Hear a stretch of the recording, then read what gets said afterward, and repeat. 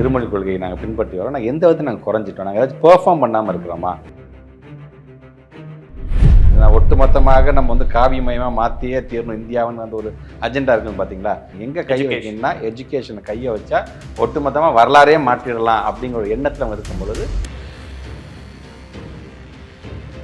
மற்ற எல்லா மாநிலங்களும் அக்செப்ட் பண்ணிக்கிட்டாங்க. அப்போ இவங்களுக்கு மட்டும் என்ன சார்? நாங்கள் என்ன சார் நாங்கள் எந்த விஷயத்தில் நாங்கள் குறைஞ்சிட்டோம்? நாங்கள் 20 19 நாங்கள் ஜாஸ்தி ஒன்றே ஒன்று தான் ஒகேஷனல் ரிலேட்டடாங்கிறது மட்டும்தான் எங்களுக்கு கொஞ்சம் கம்மியாக இருக்குது. அதுக்கும் நம்ம ஃபோக்கஸ் பண்ணணும்னு முதலமைச்சர் சொல்கிறாங்க. சொல்லி பார்த்தீங்களா இப்படி இருக்க எஜுகேஷன் சிஸ்டத்துக்கு எப்படி சார் பணம் கொடுப்பாங்க? பணம் என்னது உங்கள் வீட்டு பணமா? அது என் பிள்ளைங்களுக்கான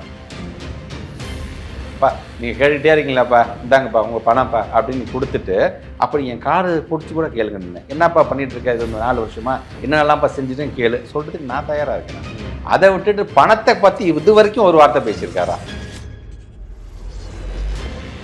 செம்மொழி இருக்க பிரெஞ்சு எதற்கு? உங்களை பர்சனலி உங்கள் மகன் சார்ந்து எல்லாத்தையும் நான் திருப்பி ஒன்றே சொல்கிறேன் தான்.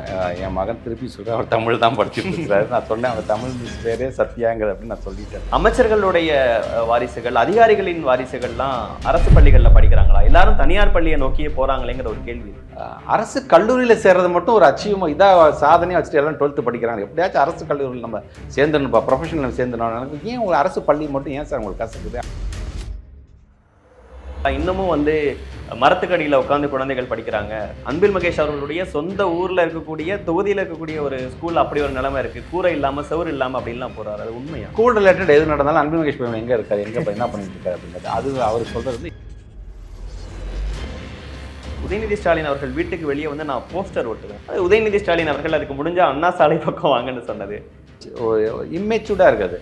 ஒட்டுமொத்தமாக ஒரு நாட்டினுடைய துணை முதலமைச்சர். அவனை எனக்கு மட்டும் துணை முதலமைச்சரா பேசுகிற அண்ணாமலை அவர்களுக்கு சேர்த்து தான் அவர் தான் துணை முதலமைச்சர். பள்ளிக்கல்வித்துறை அமைச்சர் வந்து ரசிகர் மன்றம் மாதிரி நடத்தக்கூடாது, உதயநிதி ரசிகர் மன்றம் மாதிரி நடத்தக்கூடாது, பார்ட் டைமாக வேலை பார்க்கக்கூடாதுங்கிறது அந்த அண்ணாமலைக்கு அதை சொல்கிறேன். தமிழ் இலக்கிய மன்றம் நாங்கள் வச்சுருக்கோமே, ஆங்கில இலக்கிய மன்றம் நாங்கள் வச்சுருக்கோமே, கணித மன்றம் நாங்கள் கலை பண்பாட்டுக்கு தனியாக நாங்கள் மன்றம் வச்சுருக்கோம், விளையாட்டு மன்றம் தனியாக வச்சுருக்கோம், வானவில் மன்றம் வச்சுருக்கோம். நீங்கள் ரொம்ப ரொம்ப ஜாக்கிரதையாக இருக்கக்கூடிய யார் பத்திரிகை நண்பர்களும் சொல்கிறேன், நெறியாளர்களும் சொல்கிறேன், உங்கள் பிள்ளைக்கும் தான் நாங்கள் சேர்த்து பேசுகிறோம், உங்களோட சந்ததிக்கும் தான் நாங்கள் சேர்த்து பேசுகிறோம். ஏமாந்துடாதீங்க. நீங்கள் எல்லாத்தையும் வழியை வச்சுன்னா என்சிஆர்டியில் முழுக்க அவங்க ஆர்எஸ்எஸ்காரங்க தான் இருக்கிறாங்க. ஒட்டுமொத்தமாக கோட்சியை நல்லாவேன்னு சொல்லிட்டு மகாத்மா காந்தி இன்றைக்கி வந்து மோசமான ஆளுன்னு சொல்கிற கும்பல் வந்துருச்சு. இன்றைக்கி ஒட்டுமொத்தமாக வரலாறே மாற்றி அப்போ நம்மளே இந்திக்காரங்க தான் போல இருக்குப்பா, அப்புறமேட்டு தான் நம்ம மாறி தமிழனாக மாறி இருக்கோம் போல இருக்கிறோம் அப்படின்னு நம்ம பிள்ளைங்களே பேச வச்சுருவாங்க.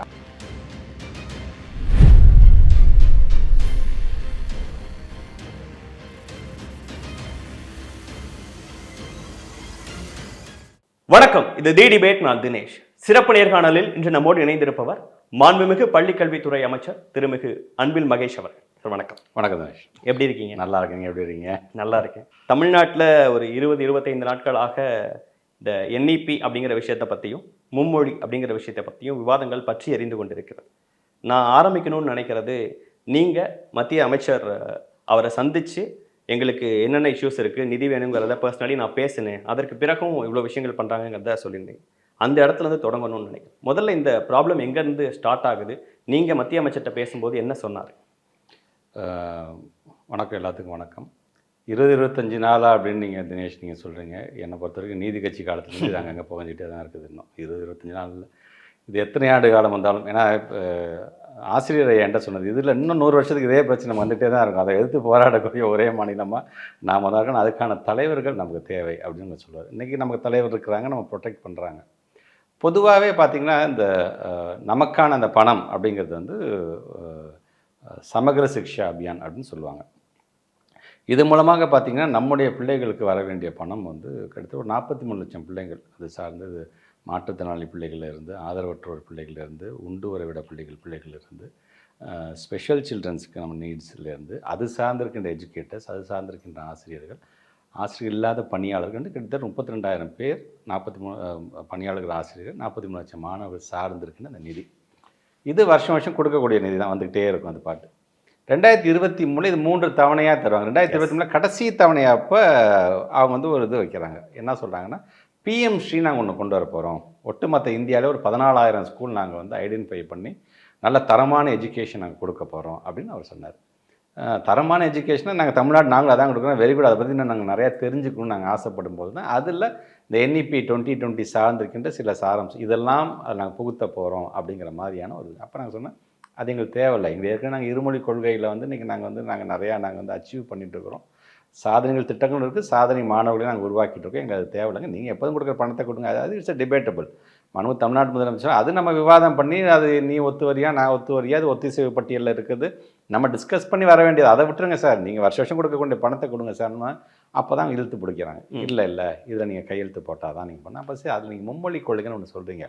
அது எங்களால் கண்டிப்பாக எங்களால் ஏற்றுக்கவே முடியல. அவங்க சொன்னது PMC ஸ்கூலை இங்கே நம்ம இம்ப்ளிமெண்ட் பண்ணணும் அப்படிங்கிறதா, இல்லை நீங்கள் NEP-யே தமிழ்நாடு ஃபுல்லாக இம்ப்ளிமெண்ட் ஒட்டுமொத்தமாக இது வந்து 2 விதமாக அவங்க சொல்கிறாங்க. பணம் நிறுத்தினதுக்கு காரணம் நீ PMC-யை ஒத்துக்க அப்படிங்கிறாங்க.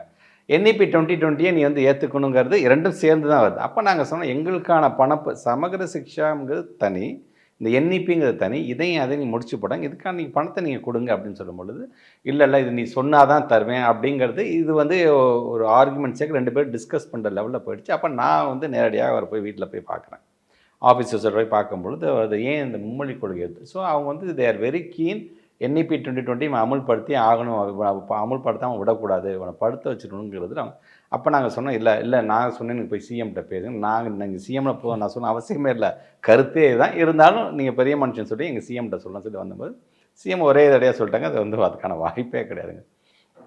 மீண்டும் நாடாளுமன்ற தேர்தல் 2024 நான் சொன்ன தேர்தலுக்கு முன்பு போனேன். ஓகே, முடிஞ்சதுக்கு அப்புறம் நான் பார்லிமெண்ட்டுக்கே போனேன். பார்லிமெண்ட்டுக்கு நேரடியாக போய் கூட்டணி கட்சி எம்பிக்கள் எல்லாம் என்ன சொன்னாங்க, நீ மட்டும் தனியாக போது நம்ம தோழமை கட்சி சார்ந்தீங்க ஒவ்வொரு எம்பிசி சார்ந்து ஒருத்தரை கூட்டிகிட்டு போகும்போது நேரடியாக நம்முடைய MP கனிமொழி மேடம் அவங்க தலைமையில் நாங்கள் ஒரு டீமே அவரோட ஆஃபீஸில் போய் உட்காந்து நாங்கள் விவாதம் பண்ணுறோம். நாங்கள் அது திருப்பி அவர் வந்து எங்கே நிற்கிறாருன்னா ஏன் அதை ஒத்துக்கிட்டா தான் என்ன நீங்கள். அப்போ வந்து எல்லாம் சொன்னாங்க எங்களுடைய ஸ்டேட் சென்டிமெண்ட்ஸ்ன்னு இருக்குங்க, காலங்காலமாக நாங்கள் இருமொழி கொள்கையை நாங்கள் பின்பற்றி வரோம், நாங்கள் எந்த விதத்தை நாங்கள் குறைஞ்சிட்டோம், நாங்கள் ஏதாச்சும் பெர்ஃபார்ம் பண்ணாமல் இருக்கிறோமா, எஜுகேஷன் வைஸில் நீங்கள் என்னென்னலாம் சொல்லுங்கள் எல்லாத்துலேயுமே நாங்கள் டாப்பில் தானே நாங்கள் வரோம், நாங்கள் ஏதாச்சும் நாங்கள் வந்து பெர்ஃபார்ம் பண்ணாமல் இருக்கிறோமா என்றுலாம் எவ்வளவோ விவாதம் சொன்னோம்.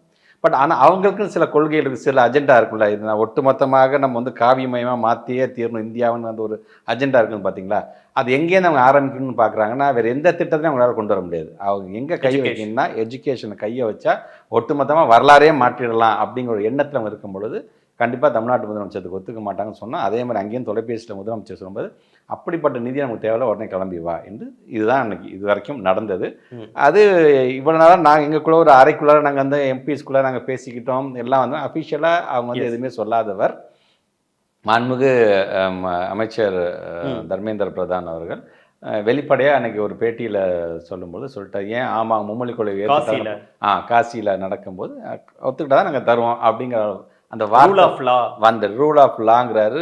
ஏன் கான்ஸ்டியூஷன் படி அங்கே நடந்துக்கிட்டா தான் என்னங்கிறாங்க. அதை நான் கேட்டேன், எந்த கான்ஸ்டியூஷனில் மும்மொழி கொள்கையை ஏற்றுக்கிட்டா தான் நீ வந்து பணத்தை கொடுக்கணும் எங்கே சொல்லியிருக்கு, ஒத்திசைவு பட்டியலில் இருக்கும்போது இந்த மாதிரி ஏதாச்சும் இது வரைக்கும் வந்திருக்கிறதா, ரூல் ஆஃப் லாங்கிறீங்க எந்த ரூல் அது வந்திருக்கு எந்த லால் அது வந்திருக்கு அப்படின்னு நாங்கள் கேட்டோம். இது வரைக்கும் அவர்கிட்ட அதுக்கான பதில். எந்த புள்ளியில் பாஜக தமிழக தலைவர் அண்ணாமலை அவர்கள் ஒரு அறிக்கையை கொடுக்குறாரு, அதில் PMC திட்டத்தில் இணைவதா தமிழ்நாடு அரசு உறுதி கொடுத்துட்டு அப்புறம் பின்வாங்கிறது என்ன நியாயம், அந்த பாயிண்ட் எங்கே நடந்தது? அது நான் கண்டன ஆர்ப்பாட்டத்தில் இப்போ நிறையா வந்து ப்ரெஸ் பீப்புளுக்கும் நான் எக்ஸ்பிளைன் பண்ணுறேன். கண்டன ஆர்ப்பாட்டத்தில் அதுக்கான அந்த லெட்டர்ஸே நான் படித்தேன். அந்த லெட்டர்ஸை பொறுத்த வரைக்கும் இப்போ சோஷியல் மீடியாலாம் வந்துச்சு, அப்போ நாங்களுமே அதெல்லாம் காமிச்சோன்னாங்க. தலைமை செயலாளர் பொறுத்த வரைக்கும் என்ன சொன்னாங்கன்னா, அவங்க வந்து ஒரு MOE போடுறாங்க, இந்த MOEயில் அந்த PMC NEP சார்ந்து இதெல்லாம் நீங்கள் அக்செப்ட் பண்ணிக்கிறேன்னு சொல்லி நீங்கள் போடுங்க அப்படின்னு அவங்க MOE கொடுக்குறாங்க.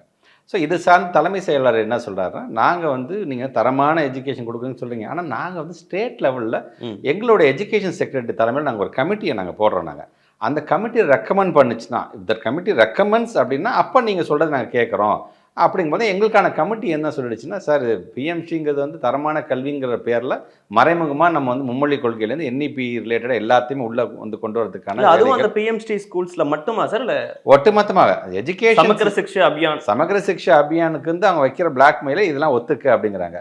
இது நம்ம ஒத்துக்கிட்டோம் அப்படின்னா ஒட்டுமொத்தமாக நீங்கள் எல்லாமே வந்து இப்போ எங்கெங்கெல்லாம் வந்து பாரதிய ஜனதா வந்து ஆண்டு கொண்டு இருக்கின்றார்களோ அந்த மாநிலத்தில் அந்த NEP வந்து இன்றைக்கி வந்து பண்ணிட்டாங்க, இம்ப்ளிமெண்ட் பண்ணிட்டாங்க. பட் நாம் மட்டும் இப்போ NEP வந்து நம்ம வந்து ஒட்டுக்கொள்ளாமல் இருந்துடும். அதெல்லாம் நிறைய சாராம்சங்கள் இருக்குது. ஸோ எங்களால் அதை எதுவுமே ஏற்றுக்கொள்ள முடியாது அப்படிங்கிறது நம்ம வந்து திட்டவட்டமாக நாங்கள் இருக்கிறோம். ஸோ அதை நாங்கள் சொல்லும்போது தான் இல்லை நீங்கள் ஏற்கனவே ஒத்துக்கிட்டு கையெழுத்து போட்டிங்கும் போது அதை நான் படித்து காமிச்சேன். நான் பேஸ்ட் ஆன் அதிமுகவினரும் அதை முன் வச்சு நம்ம எல்லாருமே அதில் இருக்க ஒரு முன்னாள் சட்டமன்ற உறுப்பினர் கூட வக்கீலாக இருக்கிறாரு, அவர் கூட அதை பற்றி எடுத்து சொன்னார். நான் சொன்னேன், பீயிங்க ஒரு வக்கீலாக இருக்கிறீங்க, நீங்களே 2 சென்டென்ஸை படித்து பார்த்தா தெரியும் நம்ம. ஸோ இதுக்கு நீங்கள் அந்த புரிதல் நீங்கள் தான் கொடுக்கணும். சார் எல்லாருமே இது அரசியல் பண்ணுமே நினைக்கிறாங்களே தவிர இவங்க இப்படி இந்த அளவுக்கு அவங்க நின்றுருக்காங்களே இந்த இடத்துல அப்படிங்கிறது யாருமே அது கொண்டு வரலங்க தான் நமக்கு வருத்தமாக இருக்குது. எப்படி வந்து ஒரு திராவிட இயக்கம் வந்து முதல்ல அதை விட்டு கொடுக்குமா, அதுக்கான வாய்ப்பை கொடுக்குமா முதல்ல. ஸோ அந்த சிந்தனை கூட நான் ஏதாச்சும் நம்ம அரசியல் பண்ணுறதுக்கு ஒரு பாயிண்ட் கிடைக்காத. சரி, ஒட்டுமொத்த தமிழரையும் ஒட்டுமொத்த நேஷனுமே பேசக்கூடிய ஒரு இதாக இருக்குது, இதில் இவங்க சறுக்கிட்டாங்க நம்ம சொல்லிட முடியாதான்னு பார்க்கும்போது தான் நான் துணிஞ்சு அதை எடுத்துகிட்டு போய் படிச்சே காமிச்சேன்.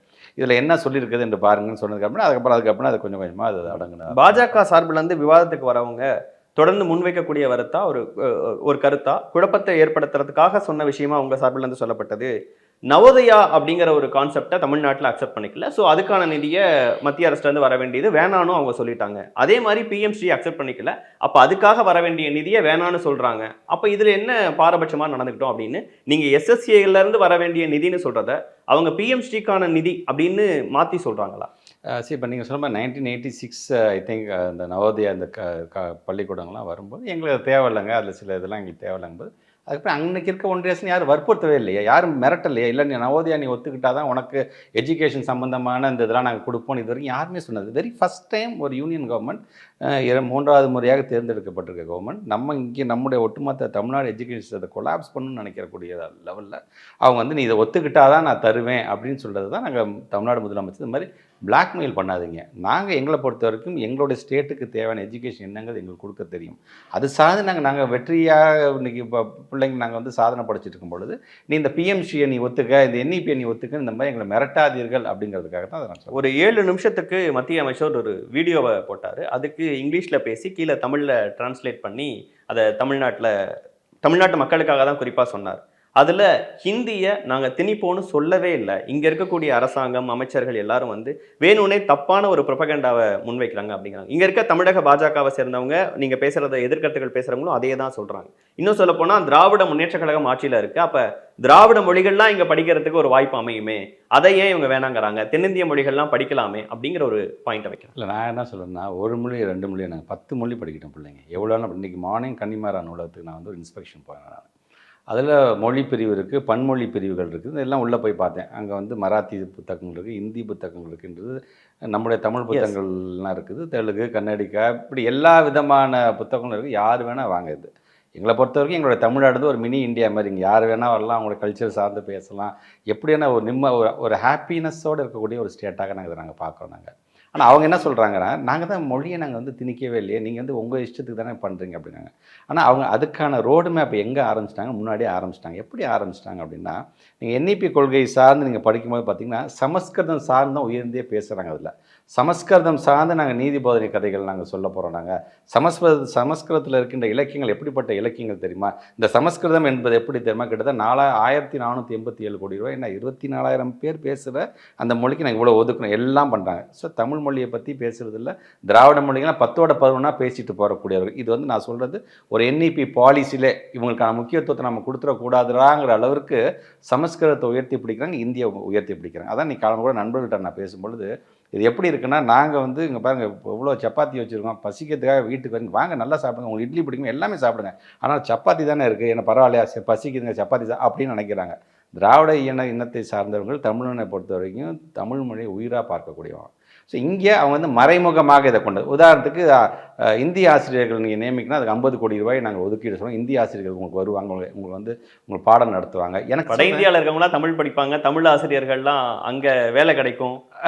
ஸோ சிம்பிள், அவ்வளோதான். நான் ஒன்றே தான் சொல்கிறேன். நான் இன்றைக்கி நாங்கள் நம்மளை பொறுத்த வரைக்கும் வந்தாரே வாழ வைக்கிறோங்கிறோம், எல்லாத்தையும் நம்ம வந்து அந்த உணர்வுக்கு என்றைக்குமே மங்காத ஒரு பேர் உள்ளது நம்ம தமிழ்நாடு. ஆனால் மொழின்னு வரும்பொழுது ஒரு இன்டைரக்டாக நீங்கள் எப்படி பார்த்துக்கிட்டாலும் பார்த்தீங்கன்னா, சரி எந்த மொழியில் அப்போ ஹிந்தி தான்ப்பா படித்தாகணும், இந்திக்கு தான்ப்பா எல்லா இன்ஃப்ராஸ்ட்ரக்சரும் இருக்குங்கிற அளவுக்கு உங்களை கொண்டு வராங்களே தவிர ஒரு ஸ்கூலில் ஒரு 100 பசங்க படிக்கிற ஸ்கூலில் 10 பேர் தெலுங்கு படிக்கணும்னு ஆசைப்பட்றாங்க, 10 பேர் ஜெர்மன் படிக்கணும்னு ஆசைப்பட்றாங்க, ஒரு 10 பேர் அரேபிய மொழி படிக்கிறாங்க. இப்போ இது சார்ந்து நீ நடைமுறை சிக்கல எத்தனை டீச்சர்ஸ் நீங்கள் போடுற மாதிரி இருப்பாங்க. ஹிந்தின்னு வந்துடும் ஆப்வியஸாக. அப்போ நான் என்ன பண்ணுறதுங்க, எல்லா இதுவும் வச்சிருக்கேங்க, பட் எனக்கு ஹிந்தி டீச்சர் மட்டும் தான் அவைலபிளாக இருக்கு, நீங்கள் என்ன பண்ண ஹிந்தி படிக்கிறீங்களா அப்படிங்கிற அளவுக்கு கொண்டு வரதுக்கான வேலையை தான் அவங்க செய்ய. அதுக்காக எங்களுக்கு தேவையான குழப்பாதீங்க எங்களை. Already we are very comfort with English and Tamil. போதும், தாய்மொழி நாங்கள் சிந்திக்கிறோம், ஆங்கில மொழி வந்து குளோபல் மொழியாக இருக்குது, அதை நாங்கள் கம்யூனிகேட் பண்ணுறோம். நாங்கள் ஆனால் நாம் எதை நோக்கி ஓடிட்டு இருக்கோம், அறிவியல் சார்ந்து ஒரு சமுதாயத்தை நம்ம வந்து படைக்கணும்னு ஆசைப்படுறோம். கான்ஸ்டியூஷன் நீங்கள் பேசுறீங்களா, நானும் அதே கான்ஸ்டியூஷன் 51 பாரு உங்களுக்கு என்ன சொல்லுது, ஒட்டுமொத்தமாக தமிழ்நாட்டில் இருக்கின்ற இந்தியாவில் இருக்கிற குடிமக்கள்லாம் அறிவு சார்ந்த குடிமக்களாக ஆக்க வேண்டும் அப்படின்னு சொல்லல. இப்போ அறிவு சார்ந்ததில் நீங்கள் என்னத்தை பண்ணிட்டீங்க நீங்கள்? நாங்கள் வந்து மொழிபெயர்ப்புக்கு நாங்கள் ஆள் தயாரிச்சுட்டு இருக்கிறோமா, இல்லை அறிவியல் சார்ந்த ஒரு விஞ்ஞானியை உருவாக்குறதுக்கு, ஒரு பொறியாளரை உருவாக்குறதுக்கு, ஒரு மருத்துவரை உருவாக்குறதுக்கு நாங்கள் வந்து போராடிட்டு இருக்கோமா? மருத்துவங்க வரும்போதே இப்போ நீட்டுலேருந்து எல்லாத்தையும் கொண்டு எல்லா விஷயத்துலையும் நீங்கள் தடை போட்டுகிட்டே இருக்கிறீங்க நீங்கள். ஸோ எந்த தடை போட்டாலும் மீறி வந்துகிட்டே இருக்காங்களே அப்படிங்கிற விதத்தில் தானே எங்கள் மேலே கையை வைக்க. எல்லா மாநிலங்களும் அக்செப்ட் பண்ணிக்கிட்டாங்க, அப்போ இவங்களுக்கு மட்டும் என்ன அப்படின்னு மத்திய அமைச்சர் கேட்டார். ஒட்டுமொத்தமாக பார்த்தீங்கன்னா இந்த சுதந்திர டயத்தில் பார்த்துருப்பீங்க, இந்த பாளையக்காரர்கள்லாம் சொல்லுவாங்களே, அந்த பாளையக்காரர்கள் ஒத்துக்கிட்டாங்கப்பா, இவங்க அடிப்பணியாமல் நம்மளாம் இருந்தால் பார்த்தீங்கன்னா நம்மளாம் அந்த இனத்தை சார்ந்தவங்க. ஏன்னா நம்ம உணவு கண்ணை மூடிக்கலாம் நாங்கள் எதுவும் சொல்ல, நாங்கள் நீ எது கொண்டாலும் நான் எதிர்ப்பேன் நான் சொல்ல வரல. நம்மளுடைய எஜுகேஷன் சார்ந்து நல்ல திட்டங்கள் வருதுன்னு சொன்னால் அக்செப்ட் பண்ணணும்னு சந்தோஷப்படுவோம் நாங்கள். ஆனால் அதில் நீ உன்னோட சூழ்ச்சியத்தோடு நீங்கள் உள்ளே கொண்டு வந்து நான் வந்து மொழியை திணிச்சிருவேன் அப்படிங்க வரும்போது இதில் நீங்கள் ரொம்ப ஜாக்கிரதையாக இருக்கக்கூடிய யார் பத்திரிகை நண்பர்களும் சொல்கிறேன், நெறியாளர்களும் சொல்கிறேன். நெறியாளர்கள் நாம் வந்து எப்படியாச்சும் நம்ம பேசி இன்றைக்கி வந்து ஒரு டிஆர்பியில் ஏற்றிட்டு தயவுச்சு இந்த விஷயத்தில் அது பண்ணாதீங்க. உங்கள் பிள்ளைக்கும் தான் நாங்கள் சேர்த்து பேசுகிறோம், உங்களோட சந்ததிக்கும் தான் நாங்கள் சேர்த்து பேசுகிறோம். ஏமாந்துடாதீங்க. நீங்கள் எல்லாத்தையும் வழியை வச்சுன்னா என்சிஆர்டியில் முழுக்க அவங்க ஆர்எஸ்எஸ்காரங்க தான் இருக்கிறாங்க. ஒட்டுமொத்தமாக கோட்சியை நல்லாவேன்னு சொல்லிட்டு மகாத்மா காந்தி இன்றைக்கி வந்து மோசமான ஆளுன்னு சொல்கிற கும்பல் வந்துருச்சு. இன்றைக்கி ஒட்டுமொத்தமாக வரலாறே மாற்றி அப்போ நம்மள இந்திக்காரங்க தான் போல இருக்குப்பா, அப்புறமேட்டு தான் நம்ம மாறி தமிழனாக மாறி இருக்கோம் போல இருக்கிறோம் அப்படின்னு நம்ம பிள்ளைங்களே பேச வச்சுருவாங்க அப்படிங்கிறது தான் நான் எடுத்து சொல்லுவேன். இப்போ தமிழ்நாட்டில் இருமொழி கொள்கையில் நம்ம ரொம்ப தீவிரமாக இருக்கோம் அப்படின்னு சொல்கிறோம் அப்படின்னா, அதே நேரத்தில் தமிழ்நாட்டில் எல்லா பள்ளிகள்லையும் இருமொழி கொள்கைன்னு இருந்ததுன்னா ஓகே, இங்கே இருக்கக்கூடிய அரசு பள்ளி மாணவர்களுக்கு ஒரு நியாயம், தனியார் பள்ளிகளில் படிக்கக்கூடியவங்களுக்கு சிபிஎஸ்சியில் இருக்கக்கூடியவங்களுக்கு ஒரு நியாயமா? கிட்டத்தட்ட 52 லட்சம் பேர் அரசு பள்ளியில் மாணவர்கள் படிக்கிறாங்க, அந்த டேட்டா உண்மையாக பொய்யான்னு தெரில. 56 லட்சம் பேர் தனியார் பள்ளியில் படிக்கிறாங்க, இதில் அரசு பள்ளி மாணவர்கள் படிக்கிறாங்க. 30 லட்சம் பேர் மும்மொழியை படிக்கிறாங்க. இங்கே இருக்கிற அதே நியாயம் அங்கே கிடைக்க வேண்டாமா? சரி, இப்போ அந்த டேட்டா ஆக்சுவலாக தவறான டேட்டா. நீங்கள் வந்து சமச்சீர் தான் நீங்கள் எடுக்கணும். நீங்கள் அரசு பள்ளி, அரசு உதவி பெறும் பள்ளி, நீங்கள் வந்து மெட்ரிகுலேஷன் ஸ்கூல்ஸ் அப்படின்னு பார்த்தீங்கன்னா நீங்கள் பல லட்சம் பிள்ளைகள் இன்றைக்கி வந்து படிச்சுட்டு இருக்கிறாங்க. இதில் எங்களை பொறுத்த வரைக்கும் மாண்பு தமிழ்நாட்டுடைய முதலமைச்சராக இருந்த முத்தமிழ் கலைஞர் காலத்துலாம் பார்த்தீங்கன்னா அந்த தமிழ் லேர்னிங் ஆக்ட் அப்படிங்கிறது ஒன்று வந்துச்சு. அந்த தமிழ் லேர்னிங் ஆக்ட் என்ன சொல்லுன்னா, நீ எந்த போர்டாக வேணால் இருந்துட்டு போ, ஆனால் first standard to 10th standard வரைக்கும் நீ வந்து தமிழில் நீ படித்தாகணுங்கிறதுக்காக தான் அது வந்து இன்றைக்கி வந்து சிபிஎஸ்சி முதற்கொண்டு ஏன் அந்த தமிழ் டீச்சருக்கு ஒரு ரெஃப்ரெஷிங் கோர்ஸ் நாங்கள் நடத்தணும். ஸோ எங்களை பொறுத்த வரைக்கும் எங்கேயுமே மிஸ் ஆகாத அளவுக்கு இந்த தமிழுங்கிறது அவன் தமிழ் இல்லாமல் ஒருத்தன் படிச்சுட்டு போயிடக்கூடாதா அப்படிங்கிறது நம்ம வந்து ரொம்ப நம்ம உறுதியாக நாங்கள் இருந்துட்டு இருக்கோம். நாங்கள் அப்படி இருக்கும்போது இவங்க தேவையில்லாத தவறான டேட்டாஸ் கூட ஒன்றும் இல்லை. இப்போ நடைப்பயணம் போக போகிறாங்களே, 90 நாள் கையெழுத்து போகிறாங்களா, அந்த கையெழுத்து இயக்கம் வாங்கிட்டு வரும்போது நான் சொல்கிறேன், நான் அந்த போகிற நடைப்பயணம் அந்த கையெழுத்து இயக்கம் என்பது தயவு செஞ்சு அது அவங்களுக்குன்னு நினச்சிட்டு இருக்காங்க. அது தவறு. நீங்கள் போகிற நடைப்பயணம் கையெழுத்து இயக்கம் அது எங்களுக்கானது. நீங்கள் போகும்போது அதுக்கான விடை உங்களுக்கே தெரியும் என்று தான். இல்லை, இந்த 30 லட்சம் மாணவர்கள் படிக்கிற மாதிரி நம்மளும் படிக்கணும்னு அரசு பள்ளியில் இருக்கக்கூடிய 10 பேரில் 10 பேரும் நினைப்பாங்களான்னு தெரியல. ஒரு 2-3 பேர் ஆசைப்படலாம்ல சார்? 10 லட்சமே இல்லையே. இப்போ பிரச்சனையே அதானே. இப்போ அவங்க சொல்கிற மாதிரி இன்டர்நேஷனல் போர்டில் இருக்க எல்லா ஒட்டுமொத்தம் பார்த்தீங்கன்னா அட் மேக்ஸிமம் 3% பிள்ளைங்க படித்தாலே பெரிய விஷயம், அவ்வளோதான் இருக்குது அதில். ஸோ இப்போயும் நாங்கள் சொல்கிறோம், எங்கள் பிள்ளைங்களை பொறுத்த வரைக்கும் யார் வேணால் எவ்வளோ மொழி வேணால் படித்துக் கொள்ளுங்கள், வாய்ப்பு கிடைக்கும், எல்லாத்தையும் தெரிஞ்சுக்கோங்க, தவறு கிடையாது. ஆனால் there should be some difference between compulsion and optional இருக்கலாம். ஆப்ஷனலாக படிங்கிறோம், நீங்கள் வந்து கம்பல்ஷனாக நீ இது படித்து ஆகணும்னு சொல்லும் பொழுது தான் இவ்வளோ பிரச்சனையும் வருது தான் பார்க்கணும். இப்போ இதுக்கு ஹிந்தி பிரச்சார சபா இருக்குது, வெளியே போய் வேணும்னா படிச்சுக்கலாம் அப்படி நிறைய பேர் படிச்சுட்டு இருக்காங்க அப்படிங்கிறதெல்லாம் சொல்கிறோம். ஆனால் பள்ளிகளில் படிக்கிறதுங்கிறது ஒரு டிஃப்ரெண்ட்டான ஒரு விஷயம் தானே. பள்ளிகளில் வந்து நமக்கு என்ன சொல்லித்தரணும் நம்ம ஆசைப்படுறோம். ஒரு பள்ளிக்கூடத்துக்கு வர பிள்ளைகளுக்கு இன்றைக்கி இருக்கின்ற சிலபஸ் நம்ம வந்து இன்றைக்கி வந்து we are on par with other countries தான் நான் பார்க்கணும். மற்ற மாநிலங்களோட மற்ற மாநிலமே வேணாம் எனக்கு. அதர் கண்ட்ரீஸில் என்னென்ன பண்ணுறாங்க அந்த டெக்னாலஜி நான் கொண்டு வரணும்னு ஆசைப்பட்றேன்.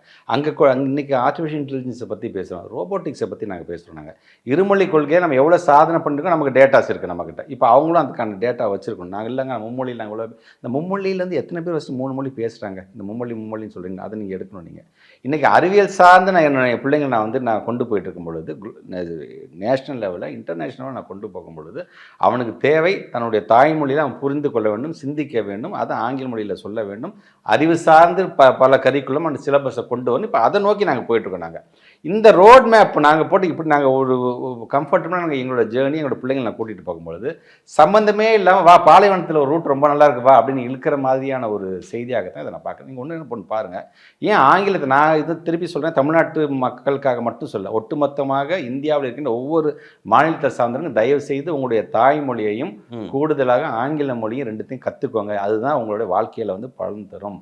ஈவன் வெளி மாநிலத்தை சார்ந்திருக்கின்ற வடநாட்டை சார்ந்திருக்கின்ற பிள்ளைகளுக்கு நான் சொல்கிறேன், தயவு செஞ்சு ஆங்கிலத்தையும் உங்களோட தாய்மொழியும் படிங்க.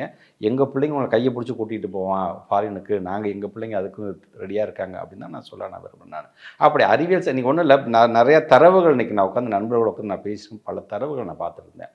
அதில் ஒரு எம்ப்ளாயர் நீங்கள் இன்டர்வியூக்கு நீங்கள் போகிறீங்கன்னா அந்த எம்ப்ளாயர் யார் உங்களை இன்டர்வியூ எடுக்கிறாங்களோ அவங்ககிட்ட ஃபஸ்ட்டு என்ன எதிர்பார்க்கணும் கேட்குற கேள்வி நீங்கள் சொல்கிற பதிலில் டெக்னிக்கலாக சப்ஜெக்டாக நீங்கள் எப்படின்னு பார்க்கல. 98.5% பேருக்கு அவன் எதிர்பார்க்கறது உங்களோட இங்கிலீஷ் எப்படி இருக்குது, நீங்கள் ஃப்ளூயண்ட்டாக பேசுகிறீங்களா அப்படின்னு தான் பார்க்குறான். நீங்களும் வந்து இப்போ ஒரு இன்ஜினியரிங் ஸ்டூடெண்ட், நானும் ஒரு இன்ஜினியரிங் ஸ்டூடெண்ட், நம்ம 2 பேருமே ஒரு இதில் கம்பெனியில் நம்ம வேலை பார்க்குறோம் அப்படின்னா நீங்கள் நல்ல ஆங்கிலம் பேசுனீங்கன்னா 30 to 40% ஆஃப் சேலரி இன்க்ரீஸ் உங்களுக்கு கிடைக்குது. ஆங்கிலம் குறைவாக இன்ஃப்ளூயன்ஸ் இல்லை கம்மியாக இருக்கணும், அது கம்மியாக தான் கிடைக்குது. ஸோ இந்த தரவுகள்லாம் ஏதோ நாங்கள் உட்காந்து பண்ணல, இந்த தரவுகளுக்குன்னு சில பேர் இருக்கிறாங்க பார்த்தீங்களா, அவங்களோட அந்த சர்வே ரிப்போர்ட்டை கொடுக்குது. ஸோ இப்படி நாங்கள் உலகம் சார்ந்து ஏன் இப்போ 70% எம்ப்ளாயீஸ் வந்து எது சார்ந்து இன்னைக்கு வளர்ச்சியை நோக்கி போயிட்டு இருக்கும்போது தான் இன்ஃபர்மேஷன் டெக்னாலஜி, ஃபினான்ஸு, பயோடெக்னாலஜி, இது எல்லாமே பார்த்தீங்கன்னா 70% எம்ப்ளாயிஸ் ஆங்கிலம் சம்பந்தமான சப்ஜெக்ட். இது எல்லாமே நாங்கள் இதை நோக்கி இதில் எவ்வளோ சப்ஜெக்ட் எக்ஸ்பர்ட்ஸாக உருவாக்க நாங்கள் போயிட்டு இருக்கும்போது சம்பந்தமான ஒரு மொழி, இந்த மொழியை கற்றுக்க இந்த மொழியை கற்றுக்க அந்த கம்பல்ஷனை கொடுக்காதீங்க அப்படிங்கிறத எங்களோட. நீங்கள் ஆங்கிலம் படிக்கிறதோட தேவை, நல்ல ஆங்கிலம் பேசும்போது எந்த அளவுக்கு ஒரு மாணவன் அடுத்த ஸ்டெப்புக்கு போக முடியுங்கிறதெல்லாம் சொல்கிறீங்க. ஒரு சர்வேலாம் நீங்கள் மேற்கோள் காட்டுறீங்க. அதே நேரத்தில் ஏசர் சர்வேன்னு ஒரு சர்வேவை பாஜக தலைவர் அண்ணாமலை கோட் பண்ணுறாரு. 2வது படிக்கிற பையனுக்கு 2வது படிக்கிற அந்த புத்தகத்தில் இருக்கக்கூடிய வரிகள் படிக்க தெரியல, அது ஈவன் 8வது படிக்கிற வரைக்குமே சிரமங்கள் இருக்கு. தமிழை படிக்க எழுதவே தெரியாத ஒரு தலைமுறையை நம்ம வளர்த்துக்கிட்டு இருக்கோம் அப்படிங்கிறாங்க. அதில் நியாயம் இல்லைன்னு நினைக்கிறீங்க? ஏசர் ரிப்போர்ட்டை பற்றி நான் ஏற்கனவே வந்து ஒரு ப்ரெஸ் கண்டன ஆர்ப்பாட்டத்துலையும் பேசுனீங்க. அதை சொன்னேன், ப்ரெஸ் மீட்லேயும் சொன்னேன். பட் அதுக்கு முன்னாடி அதை பற்றி அவங்களும் பேசலை. அதை பற்றி ஏசர் ரிப்போர்ட் ஒன்றும் இல்லை, நீங்கள் அந்த ரிப்போர்ட் நான் வேணால் உங்களுக்கு தரேன்னா நீங்கள் பாருங்கள். அதில் அந்த ஏசர் ரிப்போர்ட்டில் வருகிற நிறைய ஃபைண்டிங்ஸோடைய ரெஃபரன்ஸ் வந்து இன்னொரு டேப்லெட் காலமாக போடுறாங்க. அதுக்கு இதுங்க பார்த்தீங்கன்னா அவ்வளோ முரண்பாடு இருக்குது. ஸோ இந்த மாதிரி நிறையா அதில் தவறுகள்லாம் இருக்குது. அதில் உதாரணத்துக்கு இந்த ஏசர் ரிப்போர்ட் வந்து பொதுவாக ஒவ்வொரு மாநிலத்திலும் எப்படி எடுப்பாங்கன்னா அங்கே இருக்கின்ற கல்வியாளர்கள் தான், அது வந்து கல்வி குழுமம் தான் எடுக்கும். ஒரு எஜுகேஷன் டிபார்ட்மெண்ட் சார்ந்திருக்கின்ற டயட்லாம் இருக்காங்க, அவங்க தான் எடுப்பாங்க. அவங்க எடுத்தால் தான் கரெக்டாக இருக்கும், என்ன நடக்குது அப்படின்னு தெரியும்.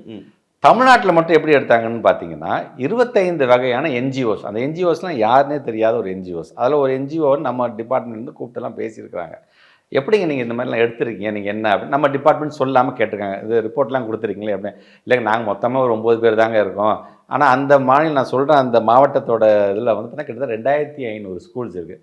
9 பேர் இருந்துட்டு எப்படிங்க எடுத்து கொடுத்தீங்க நீங்கள்? இல்லைங்க நாங்கள் சும்மா அப்படியே நாங்கள் போவோம், தண்ணி வாங்கி குடிக்கிற ஒரு பிள்ளைகிட்ட பேசுவோம், விளையாண்டுட்டு இருக்கிற ஒரு குழந்தைகிட்ட போய் நாங்கள் பேசுவோம், நாங்கள் அங்கே இருக்க கிராம தலைவர்கிட்ட கூப்பிட்டு பேசுவோம், எப்படிப்பா இருக்கீங்க, எப்படி ஸ்கூல்லாம் எப்படி இருக்குது, பிள்ளைங்களாம் எப்படின்னா. ஸோ இது எப்படி வந்து அவுட்புட் கொடுக்கும்? அப்படி ஸ்கூலுக்குலாம் நாங்கள் போக மாட்டாங்க, ஸ்கூலுக்குலாம் நாங்கள் போகவே மாட்டோம், வெளியில் தான் நாங்கள் பேசுவோம். ஒரு குழந்தை பள்ளிக்கூடங்க அந்த கேம்பஸ் உள்ளே போயிருக்க அந்த சீரியஸ்னஸ் முதல்ல ஃபர்ஸ்ட் ஆஃப் ஆல் வீட்டிலேயே விளையாட்டுத்தனமாக இருக்கும்போது இருக்குமா அப்படிங்கிறது ஒரு கேள்வி. அனத்திங் நான் அவங்கள்ட்ட சொன்னது என்னென்னா, இந்த மாதிரி ஏசர் ரிப்போர்ட்டில் வரக்கூடிய இந்த முரண்பாடுகள் சார்ந்து அந்த ரிப்போர்ட் முழுமையானது சார்ந்து நீங்கள் பாருங்கள். நீங்கள் அனத்திங் எங்களோட பிள்ளைங்களை பார்த்து உங்கள் பிள்ளைங்களுக்கு இந்த இது தெரியல அது தெரியல அப்படிங்கிறது இது அண்ணாமலை அவர்கள் மட்டும் இல்லை, ஆளுநரும் சேர்த்து தான் சொல்கிறாங்க. தயவுசெய்து நீங்கள் பிள்ளைங்களை நீங்கள் இன்சல்ட் பண்ணுறீங்க, எங்களுடைய ஆசிரியர் பெருமக்களை இன்சல்ட் பண்ணுங்க.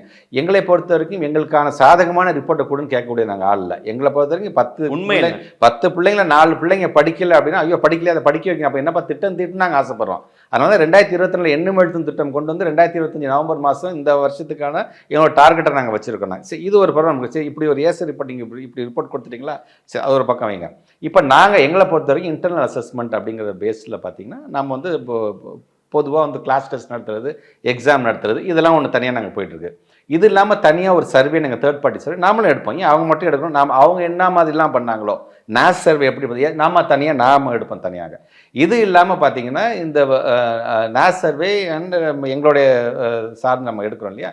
இப்போ எங்களுடைய பொறுத்தவரை எங்களுடைய மாணவர்கள் கிட்ட 10 லட்சம் பேர் இருக்கிறாங்க. இந்த இவங்க சொன்ன இந்த கணக்குக்கு படி. ஸோ அதுக்கான ரிப்போர்ட் எடுக்கும்போது சரி இது ஒரு இண்டிவிஜுவல் ஸ்டாச்சுட்டரி பாடி நமக்கு தேவை. சரி நம்மளை பொறுத்த வரைக்கும் ஸ்டேட் பிளானிங் கமிஷன் அவங்க என்ன சொன்னாங்க, சார் இவ்வளோ ரிப்போர்ட் உங்கள் டிபார்ட்மெண்ட் பற்றி வருது இல்லை, நாங்கள் ஸ்டேட் பிளானிங் கமிஷன் நாங்கள் ஒரு ரிப்போர்ட் நாங்கள் எடுக்க போகிறோம், உங்களுக்கு ஓகே சார் தயவு செஞ்சு எடுங்க, எங்களுக்கான ரிப்போர்ட்டை கொடுங்க. அந்த ரிப்போர்ட்டில் நாங்கள் கொண்டு வந்து இம்ப்ளிமெண்ட் பண்ணியிருக்கிற திட்டங்கள் எவ்வளோ பயன் கொடுத்துருக்குது கொடுங்க நீங்கள் அப்படின்னு. ஸோ இப்போ எங்களுக்கு அதுக்கான ரிப்போர்ட் வந்து ரெடி ஆகிட்டு இருக்கு. இந்த மாதத்தில் நாங்கள் வந்து வெளியிட போகிறோம் நாங்கள். ஸோ எங்களோட டார்கெட் நவம்பர் மாதம் இந்த 2025 எண்ணெய் எழுத்து 1ஆம் வகுப்புலேருந்து 5ஆம் வகுப்பு படிக்கக்கூடிய பிள்ளைகள் ஆங்கிலம் எப்படி சென்டென்ஸ் படிக்கிறாங்க, தமிழ் எப்படி எழுத்துக்குட்டி ஒரு ரியலான ரிப்போர்ட் என்ன ரிப்போர்ட் தான். இது இல்லாமல் நான் வந்து ஒரு ஓப்பன் சேலஞ்சு விட்டேன். நான் ஏதாச்சும் தலைமை ஆசிரியர்கள் வந்து ரெடியாக இருந்தீங்கன்னா நான் வந்து உங்களோட ஸ்கூலில் நான் வந்து பார்க்குறதுக்கு நான் ரெடியாக இருக்கேன், நீங்கள் உங்களோட அழைப்பை கேட்டு நான் வரத்துக்கு நான் ரெடியாக இருக்கும்போது அப்போ தான் வந்து கிருஷ்ணகிரி மாவட்டத்தில் கிராமத்துலேருந்து ஒரு தலைமை ஆசிரியர், சார் நீங்கள் எங்கள் பிள்ளைங்க ஒரு 100 குழந்தைங்க இருக்காங்க, எந்த குழந்தைங்க என்ன கேள்வி வேணால் கேளுங்க சார், எலிமெண்ட்ரி ஸ்கூல் நாங்கள் எங்கள் பிள்ளைங்க எல்லாம் பதில் சொல்லுவோம் சார், நேரடியாக போனேன், அடுத்த நாளே கிளம்பி போனேன். அந்த குழந்தைங்களை பார்த்துட்டு அங்கே நான் பேட்டி கொடுத்தோம். கிட்டத்தட்ட 2500 தலைமை ஆசிரியர்கள் நான் சொன்னேன், சார் எங்கள் ஸ்கூலுக்கு வாங்க சார், எங்கள் ஸ்கூலும்.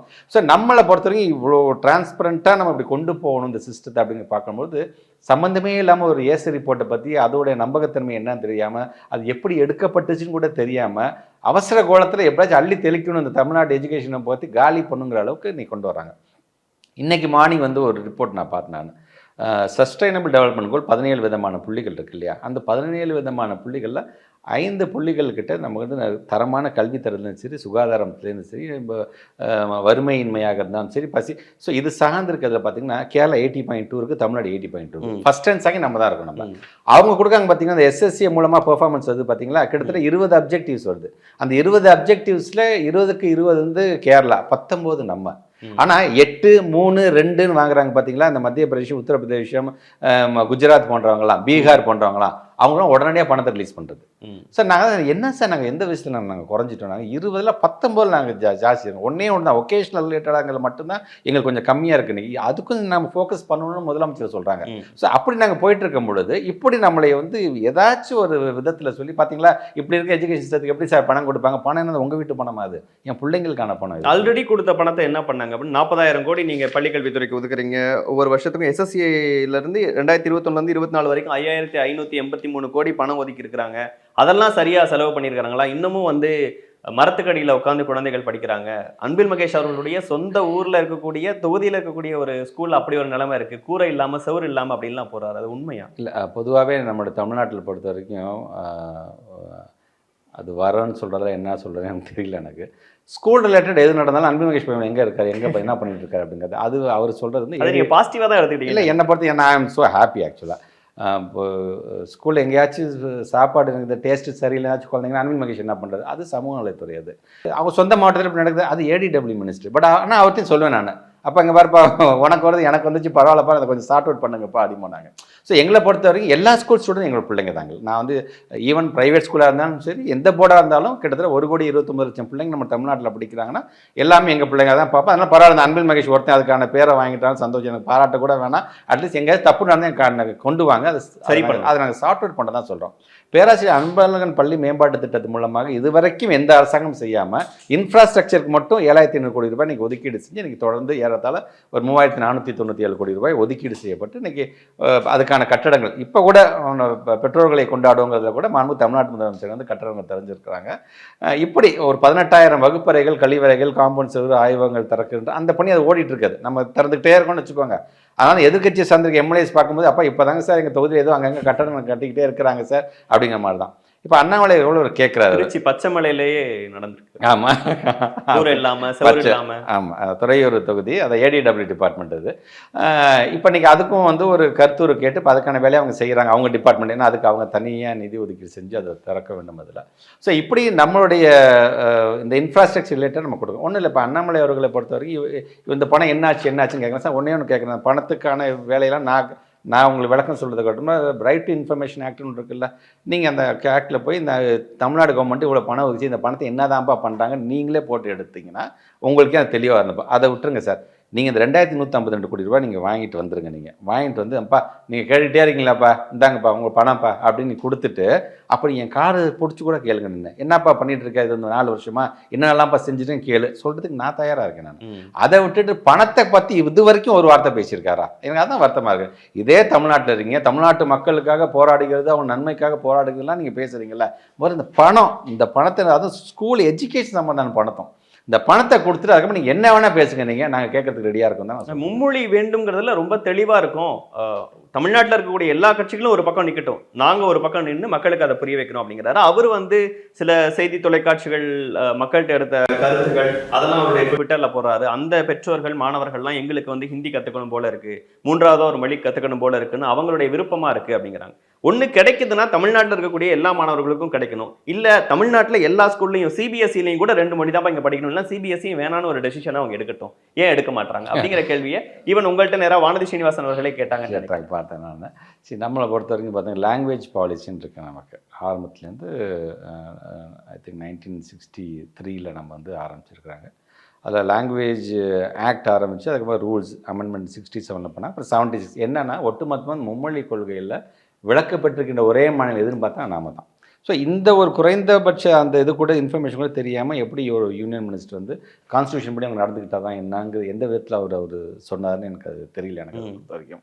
ஆனால் இங்கே ஒரு மும்மொழி கொள்கை அப்படிங்கிற ஒன்று கொண்டு வந்து எப்படியாச்சும் நம்ம வந்து எஜுகேஷன் சிஸ்டத்தை வந்து சிதைக்கணுங்கிற அளவுக்கு தான் அவங்களுடைய கருத்துக்கெல்லாம் இருக்கிறது. அதனால தான் மாண்பு தமிழ்நாட்டு முதலமைச்சர் ஒருத்தருக்கு இந்த மாதிரியான முதல கண்டிருந்தீங்க, வடிக்காதீங்க தமிழ் மக்கள், வரி தரமாட்டேன்னு சொல்ல ஒரு நொடி போதும் அப்படிங்கிற ஒரு எக்ஸ்ட்ரீம்லாம் சிஎம் பேசிட்டாரு. சரி, உணர்வு தானங்க, எதாவது மனுஷன் தானே எல்லாருமே. நீங்கள் வந்து நாங்கள் போட்டு நசுக்கிக்கிட்டே இருக்கீங்க. நீங்கள் இயற்கை பீரியடை சார்ந்து 45,000 கோடி கேட்டால் வெறும் 273 கோடி ரூபா நீங்கள் கொடுக்குறீங்க. ஆனால் இருந்தாலும் அந்த தமிழ்நாட்டில் வந்து ஒரு சகஜ நிலைக்கு இன்றைக்கி முதலமைச்சர் கொண்டு போயிட்டுருக்காருன்னா இவ்வளோ பணம் கேட்டீங்க, பட் ஆனால் உங்களால் கொடுக்க முடியல, ஆனால் எப்படிங்க சமாளிச்சிங்க, இது வரைக்கும் எந்த ப்ரெஸ்ஸுமே கேட்கல. அதான் எனக்கு வருத்தமாக இருக்குது. ஸோ இப்படி சமாளித்து எந்த நிதி நெருக்கடி வந்தாலும் அதை சமாளித்து இன்றைக்கி வந்து பொருளாதார ரீதியாக அதை வந்து ஒட்டுமொத்த நிதி ஆயோக்கே அதான் சொல்லுங்கள், எங்கேயுமே நாங்கள் யாருமே பாராட்டிக்கல.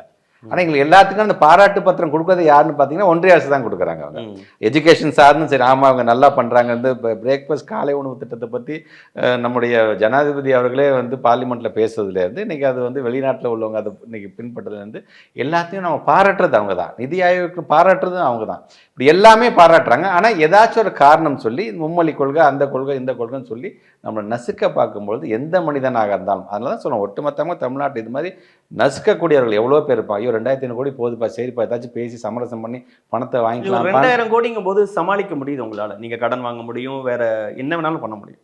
இது ஒரு கட்டத்தில் எக்ஸ்ட்ரீம் ஆகிட்டே இருக்கும்போது அதை எப்படி சமாளிக்க போறீங்க? ஒரு 2,852 கோடிங்கிறது it's huge amount. It's huge amount. Anything நமக்கான அமௌண்ட். இது ஆசிரியர்களுக்கு சம்பளத்துக்கான இதுக்கான காரணம் சொல்லி நிறுத்துறதுக்கு அவங்க அதிகாரமே கிடையாது. First they should not do like that. ஏன்னா நம்ம வரி பணம் கட்டுறோம், நம்ம அதுக்கான நிதி வந்து நிதி பகிர்வுலேயே அவ்வளோ கான்ட்ரவர்சி நம்ம பேசிகிட்டு இருக்கோம். மாண்பு துணை முதலமைச்சர் சொல்கிற மாதிரி ₹1 கொடுத்தா 29 பைசா தான் கொடுங்க. இப்போ இன்றைக்கி அந்த 29 பைசாவும் இல்லையே அப்படிங்கிற கணக்காக தானே அதை நம்ம பார்க்க வேண்டியதாக இருக்கிறது. ஸோ இந்த பணம் வந்து மிக மிக மிக அதிகமான பணம் தான், இல்லை என்று சொல்லி இருந்தாலும் தமிழ்நாட்டு முதலமைச்சர் ஒன்றே ஒன்று தான், கொள்கை ரீதியாக ஒரு இயக்கம் வந்து இன்றைக்கி வந்து இவ்வளோ தூரம் 75 ஆண்டு கால இயக்கம் இது கிட்டத்தட்ட பல வெற்றிகளையும் பார்த்து பல தோல்விகளையும் பார்த்து, ஆனால் கொள்கை ரீதியாக நம்ம நின்றனால தான் இந்த 75 வருஷம் நிற்கிது. நம்ம கொள்கை தான் நமக்கு டார்ச், நமக்கு அது தேவை. அதில் அவன் கையை வைக்கணும், அதை அணைக்கணும்னு நினைக்கிறாங்கும் போது நமக்கு அப்படிப்பட்ட பணம் தேவையில்லை, நாம் இங்கே சமாளிச்சுக்கலாம். அதை வந்து துணிஞ்சு சொன்னாங்க, நீ 10,000 கோடி கொடுத்தாலும் எங்களுக்கு தேவையில்லை. எவ்வளோ நாள் தாக்கு பிடிக்க முடியும்னு ஒன்று இருக்குல்ல. இல்லை, தமிழ்நாட்டு முதலமைச்சர் இப்போ அதுக்கான கண்டிப்பாக ஒரு வந்து பிளான் அவங்க வச்சுருப்பாங்க, நிதி சார்ந்திருக்கின்ற பிளான். அதனால தான் அவங்க பொருளாதார ரிலேட்டடாக இருக்கக்கூடிய அந்த நிபுணர்கள் எல்லா திட்டங்களுக்கும் ஒரு ப்ரெஷரை போட்டுக்கிட்டே இருக்காங்கன்னா எப்படி அதை நம்ம இல்லை. இன்றைக்கி எங்களை பொறுத்த வரைக்கும் தமிழ்நாட்டு முதலமைச்சர் என்ன இப்போ நீங்கள் இதனால் என்ன பாதிப்புன்னு நீங்கள் கேட்டிங்க அப்படின்னா, இத்தனை லட்சம் இவ்வளோ திட்டங்கள் நான் கொண்டு வந்தோம், திட்டத்தை நான் கொண்டு வர முடியும். ஆனால் திட்டம் சார்ந்து இது அடுத்த கட்டத்துக்கு நம்ம கொண்டு போனாங்க ஆசைப்படுவோம்ல. அப்பா இவ்வளோ பண்ணிட்டோம், நம்ம எல்லா மாநிலத்துக்கும் நம்ம வந்து முன்னோடியாக இருக்கோம், சரி அடுத்தது வந்து டெக்னாலஜி ரிலேட்டட் இன்னும் அடுத்ததுக்கு நம்ம போயிடலாம். ஆர்டிஃபிஷியல் இன்டெலிஜென்ஸ் ரிலேட்டட் நம்ம பெரிய ஒரு ரிசர்ச் சென்டர் நம்ம போடலாம், நம்ம ரோபோட்டிக்ஸ் ரிலேட்டடாக வந்து ஒரு மிகப்பெரிய ஒரு இண்டஸ்ட்ரி நம்ம பண்ணலாம் அப்படிலாம் ஒரு ஆசை இருக்கும்ல. இப்போ போன வருஷத்தில் நானே அதை அறிவித்தேன், ரோபோட்டிக்ஸ் ஒரு சென்சரி பார்க் நம்ம போடணும் இல்லாமல். இப்போ எங்களால் அதை பண்ண முடியும். நாங்கள் வந்து ஒவ்வொரு மாவட்டத்துக்கு ஒன்று கொண்டு வந்து பார்த்தோம். இப்போ எங்களால் ஒரு பைலட்டாக ஒரு 5 மாவட்டத்துக்கு வந்து சென்சரி பார்க்கும், ஒரு 5 மாவட்டத்துக்கு வந்து ரோபோட்டிக்ஸும் கொண்டு வரலாம்ப்பா, அவ்வளோதானே எங்களால் முடியுது. ஸோ இதை தான் அவங்க பண்ண பார்க்குறாங்க. ஸோ நாங்கள் இன்றைக்கி டெக்னாலஜி எல்லாத்துக்கும் கொடுத்துட்டோம், எல்லா ஸ்கூல்ஸ்லேயும் வந்து ஹைடெக் லேபை கொடுத்துட்டோம், எல்லா ஸ்கூல்ஸுக்கும் ஸ்மார்ட் போர்டை கொடுத்துட்டோம். ஸோ இப்போ எங்களுக்கு நெட்டு மூலமாக கொண்டு வந்து பசங்களுக்கு என்ன டெக்னாலஜி எங்களால் கொண்டு போயிட முடியும் எங்களுக்கு. ஸோ இதெல்லாம் ஒரு விதமான ஒரு சமாளிக்கிறதுக்கான அந்த இதை வேலையை நாங்கள் செஞ்சுருவோம் என்று சொன்னாலும் நிதி வராது என்பது புதிதான திட்டங்கள் கொண்டு வருவதற்கு ஒரு மிகப்பெரிய எங்களுக்கு இடைஞ்சலாக. லீகல் ஃபைட் தான் பண்ண போறீங்க? இல்லை, லீகல் வந்து அது தமிழ்நாட்டு முதலமைச்சருடைய அலுவலகம் எடுக்கக்கூடிய ஒரு முடிவு. இது எப்படி லீகலாக அவங்க போவாங்களா என்னங்கிறது. பட் இதெல்லாம் பண்ணாமலே கொடுக்க வேண்டியதுன்னு பார்த்தீங்கன்னா அது அவங்களுடைய கடமை. வாங்கிக்கிறது நம்மளோட உரிமையாக தான் நான் பார்க்குறேன். இப்போ இன்னொரு முக்கியமான விஷயமாகவும் நீங்கள் ஒரு ட்வீட் போட்டீங்க. தமிழ்நாட்டில் தொடர்ந்து இந்த பிரச்சனை வந்ததுலேருந்து கோலம் போடுறாங்க தெருக்களில், ஹிந்தி எழுத்துக்களை போய் அழிக்கிறது நடந்தது, பதாகைகள் வைக்கிறது நடந்தது. அதில் நீங்கள் ஒரு பதாகையை ஒரு ட்வீட் போட்டிருந்தீங்க, செம்மொழி இருக்க மும்மொழி எதற்கு அப்படிங்கிறது. அதை கோட் பண்ணி செம்மொழி இருக்க ஃப்ரெஞ்சு எதற்கு, இதை நீங்கள் போய் தனியார் பள்ளிகளுக்கு முன்னாடி வைப்பீங்களா அப்படின்னு உங்களை பர்சனலி உங்கள் மகன் சார்ந்து திமுகவினர் நடத்துகிற பள்ளிக்கூடத்துக்காக தான் இவ்வளோ விஷயங்கள் பண்ணுறாங்க அப்படின்ட்டு தமிழ்நாட்டோட சென்டிமெண்ட் நீங்கள் சொல்கிற விஷயத்த உங்கள் சார்ந்து கட்சி சார்ந்து பேசுகிறவங்களுக்கு நீங்கள் என்ன பதில் சொல்லணும்? எல்லாத்துக்கும் நான் திருப்பி ஒன்றே சொல்கிறேன் தான். என் மகன் திருப்பி சொல்கிறேன், அவர் தமிழ் தான் படிச்சுட்டு இருக்கிறாரு. நான் சொன்னேன் அவங்க தமிழ் மிஸ் பேரே சத்யாங்கிற அப்படின்னு நான் சொல்லிட்டேன். நான் அது திருப்பி அவங்க அதே இதில் தான் அவங்க வந்துட்டுருக்கேன். என்னை பொறுத்த வரைக்கும் ஒரு குழந்தை அவங்களோட விருப்பத்திற்கு எத்தனை மொழி வேணால் படிக்கலாம். அதில் வந்து நான் வந்து நாங்கள் யாருமே எந்த மொழிக்கும் நாங்கள் வந்து எதிரானவர்கள் அல்ல. இதுதான் எங்களோட ஸ்டாண்ட். யாராக இருந்தாலும் என்ன வேணால் படிக்கலாம்.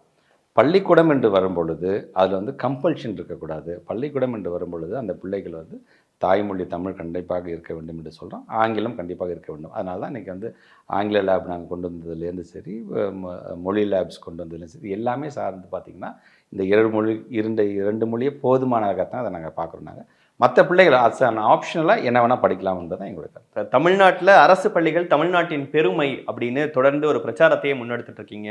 ரெகுலராக ஸ்கூல்ஸ்க்கு போகிறது, அது இன்னும் எப்படி மேம்படுத்துதுன்னு பல்வேறு விஷயங்களை பண்ணிட்டு இருக்கீங்க. ஆனால் பார்க்குற ஒரு சாமானியருக்கு அமைச்சர்களுடைய வாரிசுகள், அதிகாரிகளின் வாரிசுகள்லாம் அரசு பள்ளிகளில் படிக்கிறாங்களா, எல்லாரும் தனியார் பள்ளியை நோக்கியே போகிறாங்களேங்கிற ஒரு கேள்வி இருக்குது. அதை நீங்கள் எப்படி மாறும்னு நினைக்கிறீங்க? இல்லை, நான் இதுக்கு நிறைய தடவை பதில் சொல்லியிருக்கேன். நான் இந்த ஜனநாயக நாட்டில் யார் வேணால் எங்கே வேணால் படிக்கலாம். நீ இங்கே தான் படிக்கணும், அங்கே தான் படிக்கணும், யாரும் கட்டாயப்படுத்த முடியாது. எல்லாரும் அவங்களோட விருப்பங்கள் தான். ஆனால் நீ அரசு பள்ளியில் படிப்பதற்கான இன்ஃப்ராஸ்ட்ரக்சர் நான் உருவாக்கி தரணும். நான் வெறுமனே வந்து வாங்கி வந்து படி உனக்கு நான் இந்த தட்டம் தரேன் அந்த திட்டம் தரேன் சொல்கிறத காட்டிலும் பரவாயில்ல. இப்போ அந்த அரசு பள்ளி நல்லா இப்போ இன்ஃப்ராஸ்ட்ரக்சர் நல்லா பண்ணிகிட்டு இருக்காங்க. இப்போ இது நல்ல எஜுகேஷன் லாஸ்ட் இயர் கூட சென்டம் கொடுத்துருக்காங்க போல இருக்குப்பா, அப்போ இங்கே நம்ம பிள்ளையை சேர்க்கலாம்ப்பா அப்படின்னு நான் தான் கொண்டு வர பார்க்கணும். அவங்க நான் வலுக்கட்டாயமோ இல்லை கையை பிடிச்சி நான் இழுத்துட்டு போய் என்னை பொறுத்த வரைக்கும் எங்கள் பிள்ளைங்க படிக்க வேண்டிய வயசில் படிக்கக்கூடிய பிள்ளைகள் எஜுகேஷன் சிஸ்டத்தை விட்டு மாறாமல் எந்த ஸ்கூலில் போய் படித்தாலும் எனக்கு சந்தோஷம் தான். நான் வந்து மார்க்கெட்டிங் பண்ணுறேன் அப்படிங்கிறதுக்காக இல்லை, நான் என்னோட ஸ்கூல் நல்லா வச்சு ஒரு கனவாக இருக்கா என்னன்னு கேட்குறேன். எனக்கு வந்து ஏன்னா அரசு கல்லூரியில் சேர்றது மட்டும் ஒரு அச்சீவ் இதாக சாதனையாக வச்சுட்டு எல்லாம் 12th படிக்கிறாங்க. எப்படியாச்சும் அரசு கல்லூரியில் நம்ம சேர்ந்துடணும்ப்பா, ப்ரொஃபஷனல் சேர்ந்துடணும். எனக்கு ஏன் உங்களுக்கு அரசு பள்ளி மட்டும் ஏன் சார் உங்களுக்கு கசக்குது அப்படிங்கிறதான். அதனால் 2021 ஒரு சட்டமன்ற உறுப்பினர் கேட்கும்போது, சார் இது மாதிரி அரசு பள்ளியில் படிக்கிறதுல ஒரு இன்ஃபீரியராக பார்க்குறாங்க. அப்போ தான் நான் சொன்னேன், அரசு பள்ளி என்பது வறுமையின் அடையாளம் இல்லை, அது பெருமையின் அடையாளங்கிறத மாற்றி காட்டக்கூடிய அரசாங்கமாகத்தான் இது இருக்குன்னு சொன்னோம். அதுதான் தமிழ்நாட்டு முதலமைச்சர் அதை வெறும் சொல்லாம மட்டும் செய்யாமல் நீங்கள் செயலாகவும் செஞ்சு காமிக்கிறதுக்காக தான் இன்றைக்கி நீங்கள் சொல்கிறீங்க. பார்த்தீங்கன்னா அதிகப்படியான நிதியை எஜுகேஷன் சார்ந்து ஒதுக்கக்கூடிய ஒரு மாநிலமாக இருக்குது. இப்போ பாருங்கள், நேற்று கூட ஒரு குழந்தை, ஒரு பையன், அவங்க அம்மா இறந்து போகிறாங்க. அந்த அம்மா காலை தொட்டு பாடி வீட்டில் இருக்குது. அந்த பையன் சுனில்குமார், அந்த பையன் நான் பேசினேன். தொட்டு கும்பிட்டு அந்த பையன் வந்து எக்ஸாம் எழுத போகிறான். அதே மாதிரி ஒரு மாற்றுத்திறனாளி ராமநாதபுரத்தில் ஒரு குழந்தை வருது. ஸோ இப்படி இந்த எஜுகேஷனோட முக்கியமான கூட நம்ம தமிழ்நாட்டு முதலமைச்சர் அந்த ட்வீட்டை பண்ணியிருக்காங்க. அந்த எஜுகேஷன் எவ்வளோ முக்கியமான எல்கேஜி குழந்தை நன்முகை 10,000 ரூபா கூட. முதலமைச்சர் நேற்று நாகப்பட்டினத்தில் பேசும்போது நான் உடஞ்சி போயிட்டேன், எனக்கு அழுகையே வந்துருச்சு அதை பார்க்கும்பொழுது. ஸோ இந்த பிஞ்சு குழந்தை கூட வந்து நம்முடைய உணர்வுகளை வந்து ஒன்றிய அரசுக்கு சொல்லக்கூடிய இடத்துல அவங்கெல்லாம் இருக்கிறாங்களே, அப்படி இப்போனாச்சும் உங்கள் மனம் இறங்காதா என்று தான் தமிழ்நாட்டு முதலமைச்சர் அதை கேட்டார். இப்போ இன்னொரு பக்கம் நீங்கள் வந்து உங்களுடைய கண்டன ஆர்ப்பாட்டத்தில் துணை முதலமைச்சர் உதயநிதி ஸ்டாலின் அவர்கள் பேசும்போது, பணம் இப்படி கொடுக்காம இருந்தீங்கன்னா கோ பேக் மோடி அப்படின்னு சொல்கிற காலம் தாண்டி கெட் அவுட் மோடின்னு சொல்லக்கூடிய சிச்சுவேஷன்ஸ் கூட வரும் அப்படின்னு சொல்கிறார். உடனடியாக கடும் எதிர்வினை. கெட் அவுட் ஸ்டாலின்னு அன்னைக்கு ட்ரெண்ட் ஆகுது. அதை வந்து சொல்லி வச்சு 6 மணிலேருந்து ட்வீட் போட்டு ட்ரெண்ட் பண்ணுறாங்க. இவ்வளோ மெனக்கட்டுறாங்க. அந்த 2050 கூட எங்களுக்கு வாங்கி கொடுக்கலாம்ல, இவ்வளோ கஷ்டப்படணுமா? அவர் ஃபோன் அடிச்சு, சார் நம்ம இப்போ இந்திய பிரதமர் இது மாதிரி சொல்லிட்டாங்க சார், ரொம்ப சங்கடமாக சார், அந்த பணத்தை கொடுத்துருங்க சார், இதில் அரசியல் பண்ண வேணாம் சார், ஏதாச்சும் பண்ணாங்களா? 6 மணிலேருந்து போகிறீங்களா? நீங்கள் வந்து அந்த ஹேண்ட்லிங் வந்து கொஞ்சம் அந்த சர்வேயை பாருங்கள். நீங்கள் எல்லாம் பார்த்தீங்கன்னா வடநாட்டிலேருந்து வெளிநாட்டிலேருந்து போட்டு அவங்க நம்பர்ஸை காமிக்கிறதுக்கு, வெளிநாட்டுக்காரன் தான் வந்து உனக்கு வந்து இங்கே வந்து சாப்பாடு போகிறோம் உனக்கு வெளிநாட்டிலேருந்து. ஸோ அந்த அவங்களெல்லாம் பயன்படுத்தி கொண்டு இன்றைக்கி நீங்கள் அதான் நாங்களும் ஜெயிச்சிட்டோன்னு சின்ன பிள்ளைத்தனமான வேலையை தான் அவங்க செஞ்சதை தான் நான் பார்க்குறேன். கெட் அவுட் மோடின்னு ஒரு சொன்னால் ஈவன் ஒருமையிலலாம் பேசுகிறாரு. உதயநிதி ஸ்டாலின் அவர்கள் வீட்டுக்கு வெளியே வந்து நான் போஸ்டர் ஒட்டுவேன் அப்படின்லாம் பர்சனலாக போகிறது. அது உதயநிதி ஸ்டாலின் அவர்கள் அதுக்கு முடிஞ்சால் அண்ணா சாலை பக்கம் வாங்கன்னு சொன்னது. இதெல்லாம் எப்படி பாக்குறீங்க நீங்க? இல்லை இது நான் வந்து நடுப்புற நானும் பேசும்பொழுது அவர் சொன்னது மாதிரி பார்த்தீங்களா அன்பில் மகேஷ் பேட்டை ரவுடி மாதிரி பேசினாரு, இது மாதிரி என்ன என் வந்து ஏரியா உன் ஏரியா. இது மாதிரி பேசுகிறாரு பார்த்தீங்களா, நான் விட மாட்டேன், நான் இனிமேட்டு அந்த மாதிரி தான் நான் பேச போகிறேன், தாய்மார்கள்லாம் நீங்கள் கோச்சிக்க கூடாது அப்படிங்கிறது ரொம்ப இம்மெச்சூர்டாக இருக்காது. ஒட்டுமொத்தமாக ஒரு நாட்டினுடைய துணை முதலமைச்சர், அவனை எனக்கு மட்டும் துணை முதலமைச்சரா பேசுகிற அண்ணாமலை அவர்களுக்கு சேர்த்து தான் அவர் தான் துணை முதலமைச்சர். அவரை நீங்கள் ஒருமையில் வந்து அவர் பேசிட்டார் ஒரு கூட்டத்தில் பேசும்போது, நீங்கள் வந்து கெட் அவுட் சொல்கிறியா அப்படின்னு சொல்லிட்டு அவர் கிட்டத்தட்ட ஒருமையில் அன்றைக்கி வந்து ஒரு பொதுக்கூட்டத்தில் ஸோ 4 பேர் கை தட்டாங்கிறதுக்கு அப்படியே ஜிவ்வுன்னு ஏறிக்கிட்டு அப்படியே வார்த்தைகள் வந்து இது பண்ணக்கூடாது. ஒரு தலைவருக்கு அழகே கிடையாது ஃபர்ஸ்ட் ஆஃப் ஆல். எவ்வளோ கும்பலாக இருந்தாலும் நீங்கள் ஸோ அப்படி இருக்கும்பொழுது தான் அது பேச வேண்டிய ஒரு நிலைக்கு நம்மளை தள்ளுறாரு. அதே மாதிரி எப்போ பார்த்தாலும் பார்த்தீங்கன்னா பள்ளிக்கல்வித்துறை அமைச்சர் வந்து ரசிகர் மன்றம் மாதிரி நடத்தக்கூடாது, உதயநிதி ரசிகர் மன்றம் மாதிரி நடத்தக்கூடாது, பார்ட் டைமாக வேலை பார்க்கக்கூடாதுங்கிறது அந்த அண்ணாமலைக்கு அவர் சொல்கிறேன். அது ரசிகர் மன்றம் நீங்கள் சொன்னீங்க, அது ரசிகர் மன்றம் தான். யாருக்கான ரசிகர் மன்றம் தெரியுமா? டெய்லி 20,73,000 பிள்ளைங்க கிளம்புறோம் வந்து பிரேக்ஃபாஸ்ட் சாப்பிட்டுட்டு போகிறாங்கல்ல, அந்த பிள்ளைங்களுக்கெல்லாம் அவருடைய தலைவர் யார் ரசிக்கிறாங்கன்னா நம்ம அன்பு தமிழ்நாட்டு முதலமைச்சர் ரசிச்சுட்டு இருக்காங்க. அந்த ஒவ்வொரு பிள்ளைகளும் இன்னைக்கு நீங்கள் ரசிகர் மன்றம் மட்டும் உங்களுக்கு கண்ணுக்கு தெரியும். நாங்கள் வந்து தமிழ் இலக்கிய மன்றம் நாங்கள் வச்சுருக்கோமே, ஆங்கில இலக்கிய மன்றம் நாங்கள் வச்சுருக்கோமே, கணித மன்றம் நாங்கள் வச்சுருக்கோமே, சோஷியலுக்கு தனியாக, சுற்றுச்சூழலுக்கு வந்து தனியாக ஒரு மன்றம், சோஷியல் சயின்ஸுக்கு மன்றம் வச்சுருக்கோம், நாங்கள் கலை பண்பாட்டுக்கு தனியாக நாங்கள் மன்றம் வச்சுருக்கோம், விளையாட்டு மன்றம் தனியாக வச்சுருக்கோம், வானவில் மன்றம் வச்சுருக்கோம்.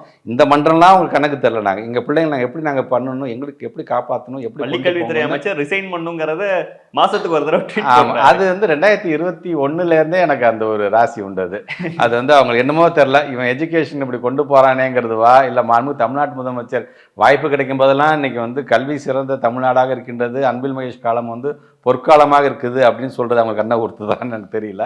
எப்போ பார்த்தாலும் நீங்கள் சொல்கிற மாதிரி வருஷத்துக்கு ஒரு தடவை அது வந்துட்டு போய். நீங்கள் ஒரு பையன் எக்ஸாம் எழுத லேட் ஆகுதோ, இல்லை அவங்க அம்மா இறந்துட்டாங்க போது பர்சனலி பேசுகிறீங்க, அவங்கள வந்து உத்வேகப்படுத்தி முதல்ல எக்ஸாம் எழுதுன்னு சொல்கிறீங்க, இப்படி ஏதாவது ஒரு கஷ்டப்படும் போது பேசுகிறீங்க, அந்த விஷயங்கள்லாம் ஒரு பக்கம் நடக்குது. அதே நேரத்தில் பள்ளிக்கூடங்கள் மேலே, பள்ளி கல்வித்துறை மேலே இவ்வளோ ஈடுபாட்டோடு இருக்கிற உங்களுக்கு, நீங்கள் மினிஸ்டராக இருக்கும்போது பள்ளிகளில் எங்கெங்கேயோ பாலியல் சீண்டல்கள், அதுவும் ஆசிரியர்களே செய்கிறாங்கங்கிற சில செய்திகள் சமீப காலங்களில் வருது. அதுக்கு தான் உங்களை பதவி விலகணும்னு கூட அவரும் போட்டிருந்தார். இந்த விஷயங்கள் எல்லாம் எப்படி ஹேண்டில் பண்ண போறீங்க? நீங்க வந்து ஒரு எல்லாத்தையும் அப்பா மாதிரி அப்படின்னு பல்வேறு குழந்தைகளுக்கெல்லாம் ட்வீட் பண்ணும்போதும் சொல்லியிருக்கீங்க. அப்படி ஒருத்தரா நீங்க இதை எப்படி ஹேண்டில் பண்ண போறீங்க? சொசைட்டியில் வந்து எல்லா தரப்பான மக்களும் இருக்கிறாங்க, எல்லா தரப்பான மக்களோட சேர்ந்து தான் நாமளும் வாழ்ந்துட்டு இருக்கிறோம். இதுதான் வந்து யதார்த்தமான உண்மை. ஆனால் அதெல்லாம் கடந்து இன்றைக்கான அவேர்னஸ் கொடுக்கணும்னு நாங்கள் ஆசைப்படுறோம். நாங்கள் அதனால் ஒவ்வொரு வருஷம் பார்த்திங்கன்னா நவம்பர் மாதத்தில் ஒரு 7 நாள் நாங்கள் வந்து இந்த சைல்டு அப்யூஸ் டேக்கான ஒரு அவேர்னஸ் ப்ரோக்ராம் நாங்கள் தொடர்ந்து ஒரு 2 வருஷமாக நாங்கள் வந்து செஞ்சிட்ருக்கோம். நாங்கள் அதில் குழந்தைங்களை பொறுத்த வரைக்கும் அது பையனாக இருந்தாலும் சரி, பொண்ணாக இருந்தாலும் சரி, குட் டச்னா என்ன, பேட் டச்னா என்ன, நம்மகிட்ட பேசக்கூடவங்க எப்படி பேசுகிறாங்க, எதாக இருந்தாலும் உடனடியாக போய் டீச்சர்கிட்ட சொல்லதாக இருந்தாலும் சரி, அவங்ககிட்ட சொல்ல பயந்தீங்கன்னா பெற்றவங்கள்ட்ட நீ சொல்லணும் அப்படிங்கிற அளவுக்கு நாங்கள் சொல்கிறோம். அடுத்து இந்த 14417 அப்படிங்கிறது பல நேரத்தில் நாங்கள் வந்து இன்ஸ்பெக்ஷன் போகும்போது அதை எடுத்து சொல்கிறது, போர்டுக்கு வெளில போட்டிருக்காங்களா, அந்த நம்பர் எழுதியிருக்காங்களா, 1098 எழுதியிருக்காங்களா, இல்லை 181 சார்ந்து எல்லாம் எழுதியிருக்காங்க. போட்டிருக்க டிஷர்ட்டில் கூட டிஷர்ட்லையும் இருக்காமா, நான் எங்கள் எந்த டிஷர்ட் போட்டால் அதில் நாங்கள் இருக்கோம். ஏன் இந்த பெட்ரோலை கொண்டாட நான் டிஷர்ட் போட்டு முதலமைச்சர் பாருங்க அழகாக டிஷர்ட் போட்டிருக்கேன், தெரிஞ்சால் நானும் போட்டிருப்பேன் இல்லை அப்படிங்கும்போது உள்ள அப்படியே ஹாப்பி, அதெல்லாம் போட்டு தான் இன்னும் நமக்கு பெருசாக இருந்திருக்கு. நமக்கு இது ஒரு பக்கம் இருந்தாலும் சரி, இப்போ இந்த நம்பர் வச்சுன்னா இவங்க என்ன தான்ப்பா பண்ணுறாங்க பொழுது தான் நான் நேரடியாக அப்போ மாதம் ஒரு தடவை வந்து இந்த 14447 கால் சென்டர் எங்களுக்கு தனியாக இருக்குது, பேராசிரியர் கல்வி வளாகத்தில் இருக்குது.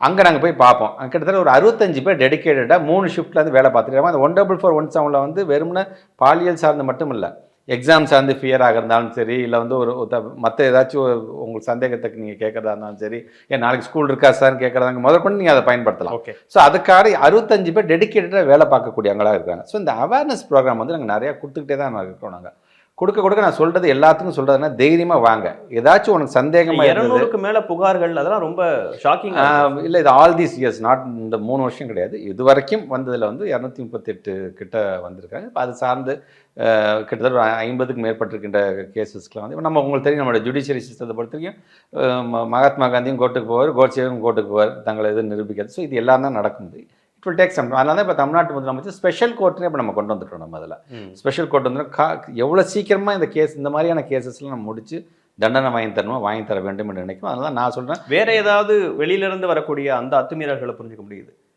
தலைமை ஆசிரியர், உதவி தலைமை ஆசிரியர், ஆசிரியர்னு அவங்கெல்லாம் மாணவர்கள்ட்ட அது வந்து கேட்கவே ரொம்ப ஷாக்கிங்கான. அது என்ன பண்ண போகிறோம்? கிட்டத்தட்ட ஒரு 19,000 டீச்சர்ஸ் வந்து ஃபஸ்ட் ஃபேஸில் வந்து ஒரு ட்ரைனிங் கொடுத்துருக்கோம். ட்ரைனிங் அனாத்திங்க ஒரு 6,000 ஹெச்எம்ஸ்க்கு வந்து ஒரு வருஷத்துக்கு ஒரு 800 பேர் ஃபேஸ் மேனரில் வந்து ஒரு ட்ரைனிங் கொடுத்துட்ருக்கோம். அது ஆரம்பிச்சிட்டோம். அது என்ன எதுக்காகன்னா, தலைமை பண்பை பற்றி அவங்களுக்கான ஒரு பாடம் எடுக்கிறது, ஹெச்எம்மோட ரோல்ஸ் என்னங்கும்போது இந்த மாதிரியான போக்சோவை பற்றி என்ன சொல்லுது, எது இதெல்லாம் போக்சோ கீழே வரும், எப்படிலாம் நடந்துக்கணும், எப்படிலாம் நடந்துக்கக்கூடாது அப்படிங்கிறத அவங்க நாங்கள் சொல்லித்தரோம். ஸோ அந்த ஹெச்எம்ஸ்லாம் என்ன பண்ணுவாங்க, ஸ்கூலில் போயிட்டு மற்ற டீச்சர்ஸை வர சொல்லி அவங்க கிளாஸ் இது ஒரு பக்கம் இது போயிட்டுருக்குது. பட் இந்த கல்வியாண்டில் நாங்கள் என்ன பிளான் பண்ணுறோன்னா, ஜூன் மாதம் அடுத்த கல்வியாண்டு ஆரம்பிக்கும் பொழுது ஒரு மிகப்பெரிய ஒரு அவேர்னஸ் ப்ரோக்ராம், ஒரு மாஸ் ப்ரோக்ராம் மாதிரி பண்ணணும் அப்படிங்கிற ஒரு இது இப்போ ரெடி பண்ணிகிட்ருக்கோம் நாங்கள்.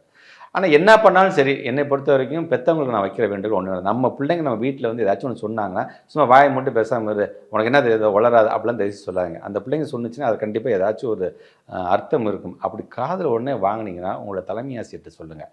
அனைத்தையும் நம்மளுடைய இப்போ சைல்டு ப்ரொடெக்ஷனுக்கான ஆஃபீஸர்ஸ் இருக்கிறாங்க, சமூக நலத்துறை சார்ந்தாங்க, அவங்ககிட்ட சொல்லுங்கள். யாராக இருந்தாலும் சரி, அவர் எவ்வளோ பெரிய மனுஷனாக இருந்தாலும் எவ்வளோ பெரிய பின்புலமாக இருந்தாலும் தவறு என்று சொன்னால் உடனடியாக நாங்கள் வந்து ஆக்ஷன் எடுக்கிறதுக்கு நாங்கள் தயாராக இருக்கிறோம். போக்சோ ஆக்டில் மட்டும் கிடையாது, அதுக்கப்புறமேட்டும் அவருடைய எஜுகேஷன் குவாலிஃபிகேஷன் முழுமையாக ரத்து செய்கிற வேலை அது என்னோட வேலை அப்படிங்கிறார். இதேவா இந்த 2000 கோடி இல்லாமல் ஆசிரியர்களுக்கு சம்பளம் போகிறது வரைக்கும் இஷ்யூஸ் இருக்குது, அந்த பணம் இது அப்படின்னு சொல்கிறீங்க. தொடர்ந்து இப்படி செய்யும் போது எப்படி அந்த பணத்தை வாங்க போகிறீங்க? அதுக்கு உங்களுடைய பதில். தமிழ்நாட்டு மக்கள்கிட்ட நீங்கள் சொல்ல நினைக்கிறது என்ன, மத்திய அரசிட்ட நீங்கள் வேண்டுகோள் வைக்கிறது என்ன, அந்த விஷயங்கள்? இப்போ வந்து ஒவ்வொரு வருஷம் பார்த்தீங்கன்னா ப்ராஜெக்ட் அப்ரூவல் போர்டு அப்படின்னு நடத்துவாங்க. இப்போ இந்த 18ஆம் தேதி எங்களை கூப்பிட்டுருக்காங்க தமிழ்நாட்டை, வாங்க உட்காந்து பேசலாம், என்ன திட்டங்கள் நீங்கள் பேசலாம், கடைசியாக திருப்பி இதெல்லாம் கை வைக்க போகிறாங்க. சரி, அப்படி கையெழுத்து போட்டு பணத்தை வாங்கிட்டு போங்களேன்பாங்க. ஸோ அந்த பிரச்சனை நமக்கு வந்து தொடர்ந்து இருக்குது தான். கொள்கை ரீதியாக நம்ம விட்டு கொடுக்கக்கூடாதுங்கிறது தமிழ்நாட்டு வந்து ரொம்ப ஸ்ட்ராங்காக இருக்கிறாங்க. நான் இந்த 2000 கோடி ரூபாய்க்கு நான் ஒத்துக்கிட்டேன்னா 2000 வருஷத்துக்கு நான் பின்னோக்கி நான் கொண்டு போயிடுற மாதிரி தமிழ்நாடு, அந்த பாவத்தை நான் செய்ய மாட்டேன்னு தமிழ்நாட்டு முதலமைச்சர் சொல்லிட்டாங்க. இருந்தாலும் நான் வந்து ஒன்றிய அரசுக்கு ஒரு பள்ளிக்கல்வித்துறை அமைச்சராக இதை நிர்வாகம் செய்ய வேண்டும் என்ற அந்த இதில் நான் வந்து ஒன்றிய அரசாங்கத்துக்கு இதில் தயவுசெய்து அரசியல் பார்க்காதீர்கள். ஏறத்தாழ 43 லட்சம் மாணவர்களுடைய எதிர்காலம் சம்பந்தமானது, 32,000 ஆசிரியர்கள் பணியாளர்கள் சம்பந்தமான ஒரு நிகழ்வு.